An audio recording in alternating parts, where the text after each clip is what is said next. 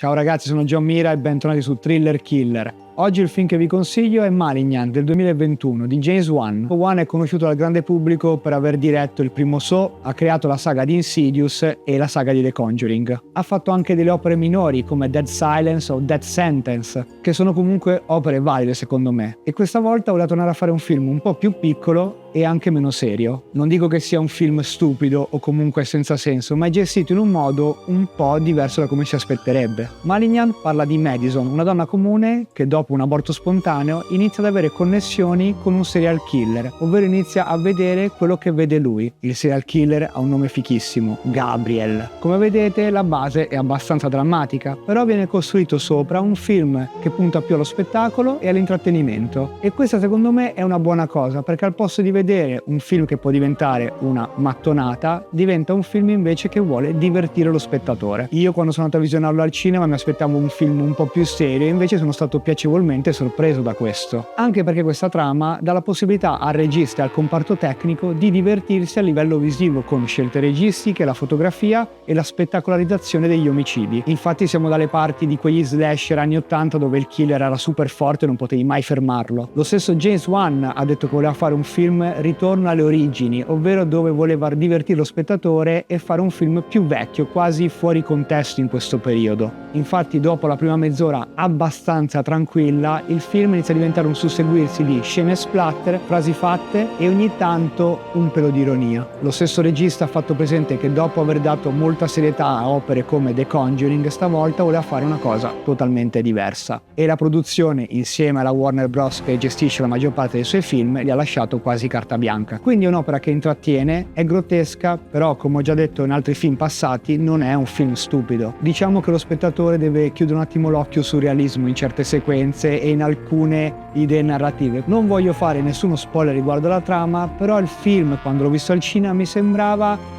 addirittura un omaggio a una vecchia opera di King. Faccio presente qualche nota tecnica: il film vanta secondo me una gran bella fotografia, la giusta atmosfera e le giuste luci, quindi si viene immersi in questa visione diciamo del terrore, che come detto di terrore alla fine non ce n'è tantissimo. E inoltre l'opera ha una bella colonna sonora. Alcune scene come quelle con il serial killer Gabriel vengono accompagnate da una cover di Where Is My Mind dei Pixies. Ultima nota per quanto riguarda il cast: è abbastanza buono e qui c'è forse la migliore interpretazione di Annabelle Wallis, che forse conoscete per Peaky Blinder. Quindi ragazzi, rispetto a film che ho consigliato precedentemente, questo punta un po' più all'intrattenimento e allo spettacolo, però c'è sempre il lato thriller e ovviamente c'è il killer. Io sono John Mira, ricordate di seguire Wico su tutti i social, di mettere mi piace al video, di condividerlo. Un saluto da Thriller Killer e ci vediamo al prossimo episodio.